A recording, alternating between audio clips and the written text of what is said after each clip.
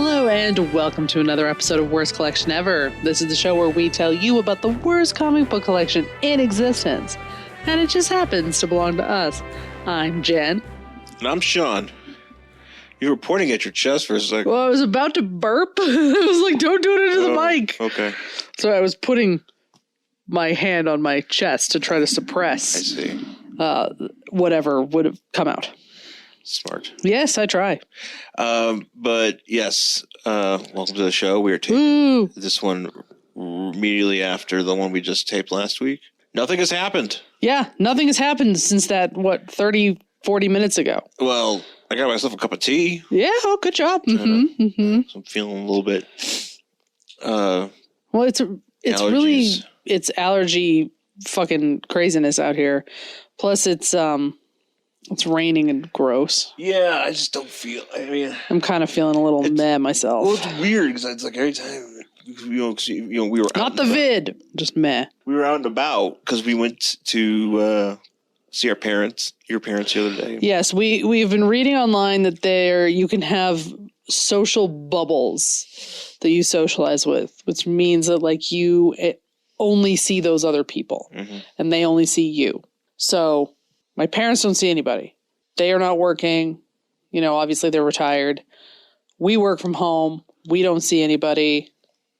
So we decided we could probably safely attempt to see each other. So that's what we tried to do. Yeah. And, I mean, it seemed to go okay. We'll probably, if we do it again, we will not do it for another 14 days. Yeah. Just to verify that everybody's good. Yeah. So we're just trying to do the right thing. Try to be smart about risks. Yeah. Well, also in the same kind of vein, we went to Second and Charles for the first time. Because they're open. In a long time, but they're open and Because here in Colorado, everything is starting to open back up. Yeah. I know that's not the case everywhere, but here where we are, everything is starting to open back up, but you still have to like practice social distancing and you have to, wear masks and all that sort of shit. Yeah, just wear a fucking mask. Yeah, it's not hard. Yeah, don't go out there and be a jerk and get everybody else sick. It's fine. That's the thing. It's not so much that you're it's just a mask. Yourself. It's just a mask, man. Wear a mask. If you have gloves, wear gloves. Yeah, we do. Because I have gloves. Yeah. I've had these gloves because I haven't really had a chance to wear them. Yeah. As often, but they're those kind of gloves that you can wear, and they have the way that you could touch. Use your touch screen. Right.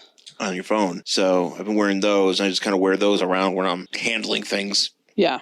In the market or in this case, Second and Charles, because that's, it's basically a thrift store of sorts. But it was, it was good just to get out and just kind of see what's going on. But, good with not going back there for a while. Oh, yeah, no. But it was just, it was cool to just get out there and, you bought some books. I bought some stuff. Yeah, I bought something actually about the history of it's called the 10-cent plague. And it's about when comics were like a big deal and how they thought they were going to ruin children. It's kind of the history of that. Yeah. So I'm looking forward to reading that. It's interesting. Yeah. I've read parts about that where, the whole thing with the seduction of the innocent. Yeah. And just all that history. So yeah, it's, I might have to get around to reading that. Yeah. Right after I finish reading Dune. Which I bought for you for Christmas. Which you bought for me for Christmas, but I have not read it. I know. It's okay. Well, it's a big book. It is a very big book. Real big book. Yeah.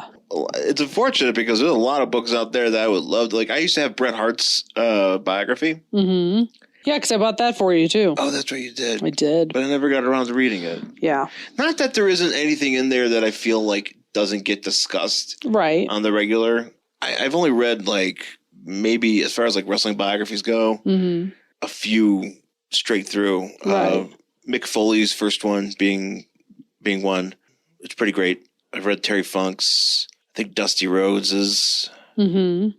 I've never read, The Rock's or Steve Austin's. Right. Or, Harley. There's a lot of people, though, that I would be interested in reading. I just never got around to. But, yeah, I picked up some stuff. I got myself a copy of Thunderblade on Sega Master System, which I'm excited for. Mm-hmm. I got myself a Switch. Because that's right. Yeah, because I've talked about my Switch, obviously. Yes. And so I picked up a SNK 40th Anniversary Collection for the Switch. I already have it on PS4, but I want to have it on the go. I got WWF Survivor Series or WWE Survivor Series on Game Boy Advance. Mm-hmm. Because that should be that game should suck, but it was $5, so why not? And I also, because what I'm doing, I'm trying to figure this out because I'm trying to get more space. I'm trying to get like actual like extra shelves.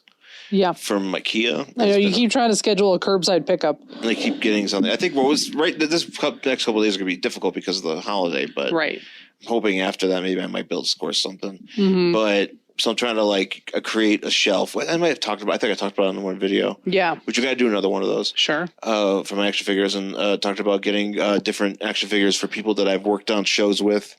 So that's been kind of fun.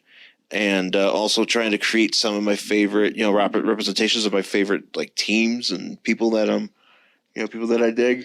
Yeah. And I got, and I normally don't buy them, but I got myself a Funko Pop, the original Human Torch, because the original Human Torch was a part of West Coast Avengers, or Avengers West Coast at one point.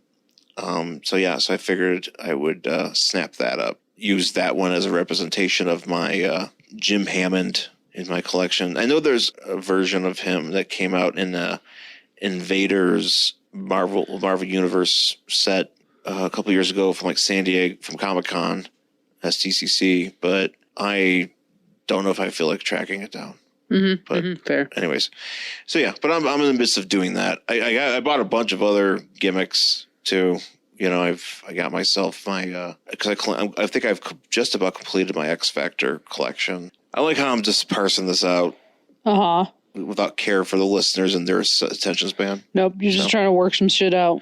Just working shit out. Yeah, the only other thing I wanted to talk about, though, did you have anything else you wanted to bring up? No, I mean, we talked about it, like I said, it's been 40 minutes since we had our conversation at the very beginning, so. Well, I was going to bring up we have cats. The news came out recently that Ruby Rose isn't going to be playing Batwoman anymore. Oh, yeah, I saw that, too. I didn't really read into why or what, and I was just kind of like, okay. Like, that was kind of the end of that. I don't know exactly what the reasons were. I mean, I have a feeling a departure like that usually has to do with... Like creative or money. Yeah. It's one of those two things. Yeah. At least because of the statement that she released, it sounded like a very positive statement. Yeah. But then again, everybody's kayfabing everybody, so... Yeah. Who knows? But that's going to happen. I think because the show got renewed for a second season. Never seen the first season. Yeah, they're going to recast her. But they're also bringing in a version of Bruce Wayne. Yeah, that's going to be weird.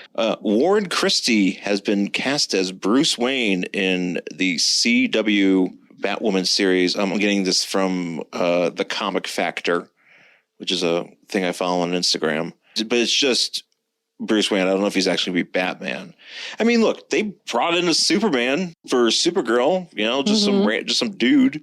The only thing that I know that this guy's been in when I looked him up, this Warren Christie. He was in a movie called Apollo 18, which was like Apollo 13, but like a horror movie. If that's okay, if that makes any sense. It's like, here's what really happened. We'll see how it goes. He's in Castle, which I think every actor has to have been in Castle at some point. I assume so.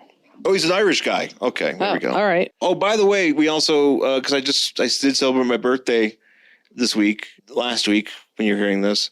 My mom, with the help of my brother. Yes. We're very nice. Brian. And hooked us up. Yeah, my brother Brian. Who's been on the show. Yes. Hooked us up with a $50 gift certificate to Mile High Comics. So we're going to have to use that at some point. Maybe I'll buy something off that wall.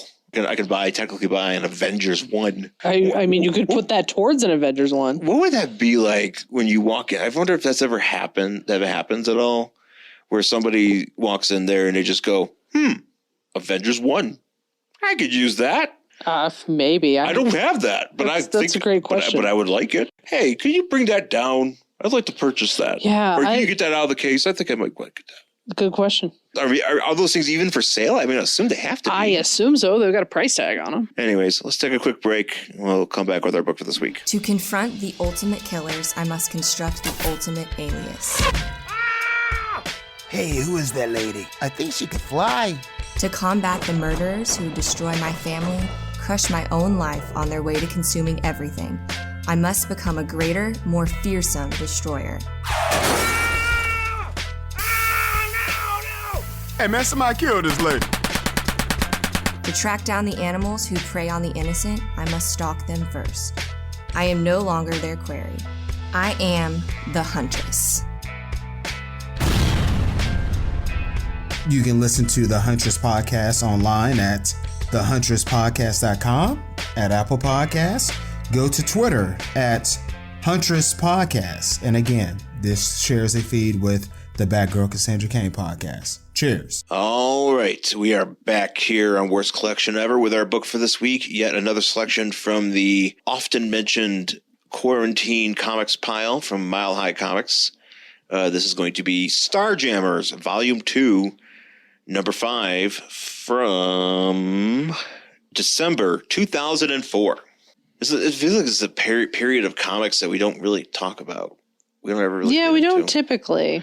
Especially Marvel Comics, I feel like there's a lot of selections that are not on our radar. Particularly this one would never even be on our radar. No, this is weird. I mean, actually, I don't mind the story that much, but just based on the cover, I would never have just randomly picked this up. No, because the cover doesn't tell you anything. The cover doesn't really. It kind of goes, but it's like just this like sexy elf lady who has her hands all weird. Like her hands are like crossed, but they're like up. Her hands are by her shoulders.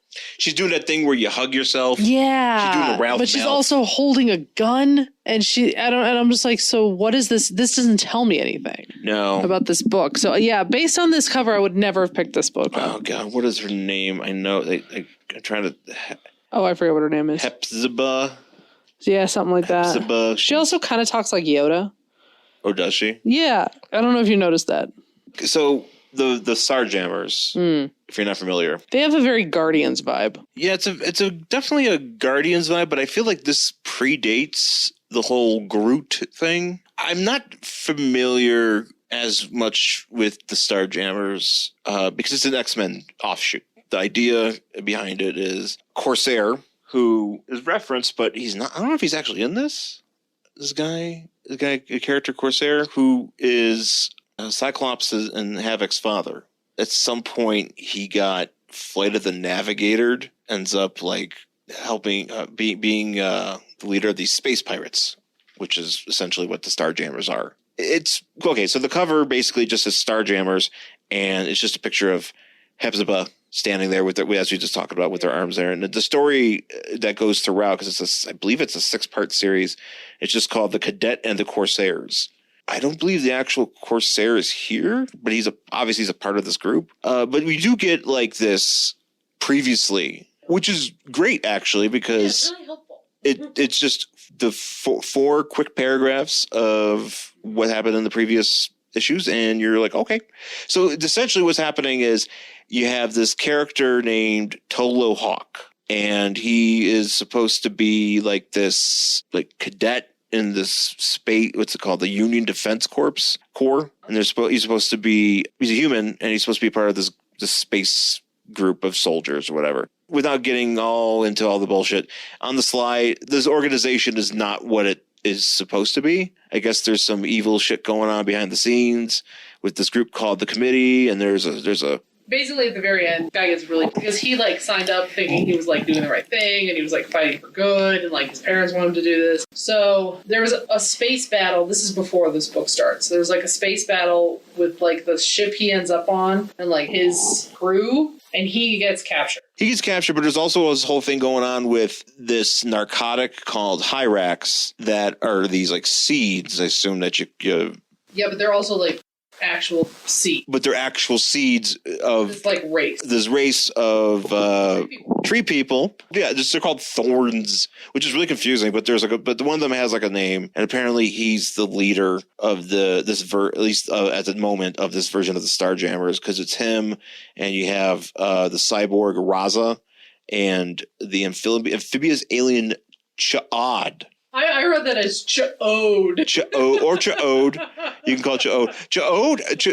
I appreciate Cha'od. I will say this as a toy collector: Cha'od, Corsair, and sometimes Raza are some of the more common figures in the Toy Biz line, because they were part of like this 5th wave of X-Men, and they were supposed to be like, you know, kind of detailing like the Phoenix Saga, you know, because they're part of that. But Cha'od did come with a little, I don't know who it was, but he came with like a little white monster friend that he had a little peg on his shoulder, and he just stuck the monster there. He just sat there, a little peg, and Odd would had a move where he just went and he threw things. But he had a little monster friend. So they're part of this group, and they're basically they heisted. They grabbed a bunch of these seeds, and there's this princess on this planet. The planet's called Kinsha, which I've read as originally as Kinshasa, which I was like, ooh, it's Shinsuke Nakamura's in this book. So the princess is Princess Sabra, which is a delicious hummus, and she's got this advisor named Verizon Terce. Yeah, and apparently he gets high with this guy with Optimus Prime. I'm just making this up because that makes it more exciting for me. Yeah, I feel like all that sort of shit's a little bit much. There's a lot of hoo-ha going on. All I needed to know was this kid, he got captured. Now here we are. We're on this ship. Apparently has been disabled due to the battle. But also, too, like, it makes it seem... Like, I always got the impression that the Starjammers... I know they're pirates, but I always thought they were faces. Mm-hmm. And this book really, at least reading this first portion here, makes it sound like they're not. But then they eventually are, because this Union Defense Corps is, is being influenced by this evil committee. There's this whole fight over this narcotic, which ends up actually being a race of a certain dude, a race of, I'm going to call them Groots. They're called Thorns, but they literally treat people. It's literally Groot. Yeah, it's Groot. Might as well be fucking Groot. Just call him Groot. Yep. Tolo, he becomes like friends, starts working with them. They're supposed to kill him at some point, but they don't. I felt like he saved one of their lives and blah blah blah blah blah. But we'll get there. Well, because now we're fixing this ship. Like Chod's fixing the ship, and the other guys are watching him. Ode's fixing the ship, and then they fix it, and he's getting a high five from Raza. Well, what is this green guy? I don't. This is Ch'od. Ch'od's a green guy. This is Raza, and this is the dude. Lizard man with like real chapped lips. yes. He should invest in some Vaseline. But yeah, so this captain, I'll just call him the captain. But the Captain Thorns or whatever, he's dying, but thankfully, because the ship apparently. He needs light. I guess this has some sort of sunlight thing because they need to do photosynthesis to live. This really confused me because what's his actual name? Captain Calyx. He is the captain of the ship, and because there's like no light because they've been disabled, he's like sitting there going like, "I'm the last Thorn alive." So I literally thought that meant he was the last one of his race. Well, because all the other ones got killed in this battle before this. On the ship. But when we get to this planet, there's a whole fuck ton more of them. So I was like, what? So he's like waiting for them to turn on the light. So they get a little bit of the light. But they need to continue to fix this ship. And the ship just kind of like, they're trying to fix it. It just fixes. And there's, this Tolo's like ghosts. And everybody's like, no, it's not ghosts. Stop it. So Tolo and Ch'od have to jump to like another ship. Like they do, I don't know if this is a thing, apparently, where you could jump from your ship with a jetpack and just jump to another ship nearby in space. That's how it goes. And they're just going to take these things. So yeah, they're on this ship to get some, I think they're on like a core ship, like one of the cadet. Tolo's like, they jump on this ship and there's a bunch of dead soldiers there, and they grab some parts. And then they go back to hang out with not Groot. I don't understand where the hell is Corsair? This guy's just like, I'm in charge. I'm a tree wearing a duster. It's weird. He's just like, he's got a uniform. He's just like, yeah, I may be a tree, but I also like pants. Also, I wonder what this means. I wonder what kind of insult this is. But Raza keeps calling Tolo a squeam. Yeah, I don't know what that means. Like, is that kind of like a poozer? Sure. Is that that's what Kilowog will call the recruits in the Corps, sure. the Green Lantern Corps. We're not talking about the United Way Corps or whatever the fuck this is. So they head to this planet, I think the Groot planet. This is where they meet up with the aforementioned Hepzibah. I guess that's not her real name, but that's what Corsair called her, and it's like a Hebrew word for like pretty lady. We got more of these fucking Groot motherfuckers. Yeah, and there's like the other ones there.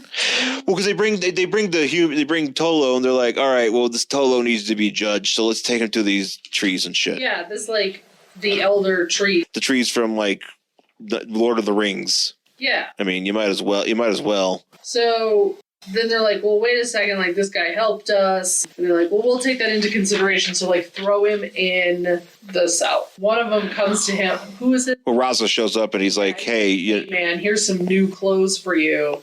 And it's, like, supposed to be this, like, big moment. Because he's like, I fought really hard to get that cadet uniform, but I don't know if I agree with the attack. So now I just look like a fucking steampunk dude trying to cosplay, like, steampunk Star Wars. And that's what I look like right now. why are there so many buckles on these gloves? Right? And they go all the way up over his elbow. Yeah. This is just like a loose like thing you put on your arm and you have to buckle and tighten it up. That's really a pain in the ass. As that's happening, the UDC, the Corps shows up to, I guess, just fuck over all these aliens. So now we get a total bombardment. It just reminded me of that Simpsons when that gym teacher was like, bombardment! Just over and over and over again. I heard you yell that, and I was like, I thought that was a Futurama thing, but it's like, oh, that's right, now I remember.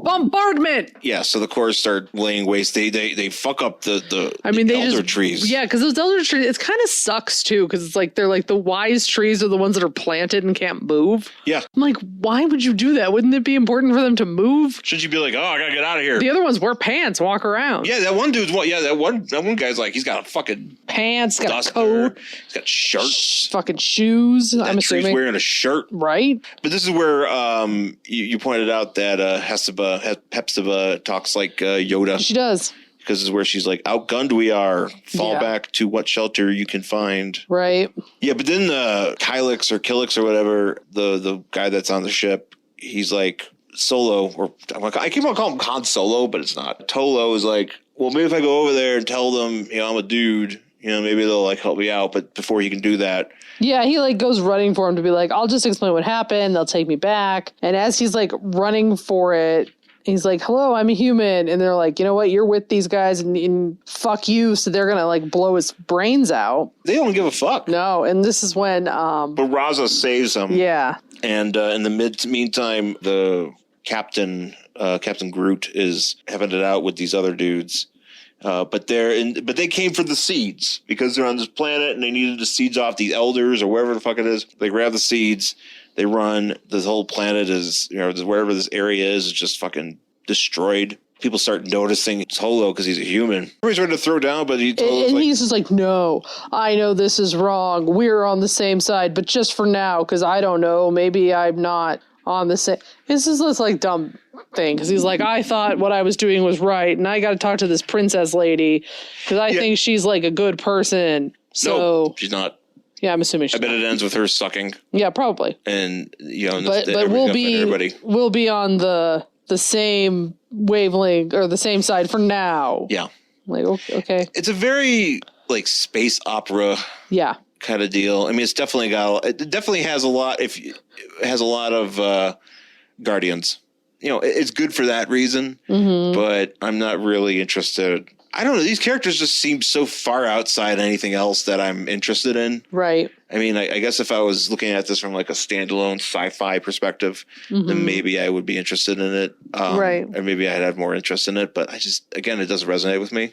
Mm-hmm. So I don't know. I don't care about finding out how this ends. Right. So what about you? I don't really care. I don't think like I said, there's nothing that would make me want to pick this up again. It just feels like a superfluous miniseries. It's cool to do something with characters that nobody else is doing anything with. Oh yeah, totally. I'm always for that, and I imagine that the guys that did this were probably like, "This is great. I get to work on this. It looks great. I mean, the art's okay. Hepzibah on the cover here. It's a very anime vibe. Yeah, it really is. Here. But the actual art on the inside of the book is not. Yeah, it's a bit of a letdown. But nonetheless, that is yet another selection from the Quarantine Comics. And that'll do it for Starjammers Volume 2, Number 5 from December 2004. That's also going to do it for this week's episode. Thanks for listening. You can find us on Twitter and Instagram at Angry Hero Sean. And I'm at Jen Stansfield on Twitter and Instagram. You can find the show on Facebook at Worst Collection Ever and email the show worstcollectionever@gmail.com. And please rate, review, subscribe on Apple Podcasts and anywhere you get the show, and let us know what you think, and then tell your friends, because that would be really rad. So once again, folks, rad. So once again, folks, thanks for listening, and we'll talk to you again next time. Bye.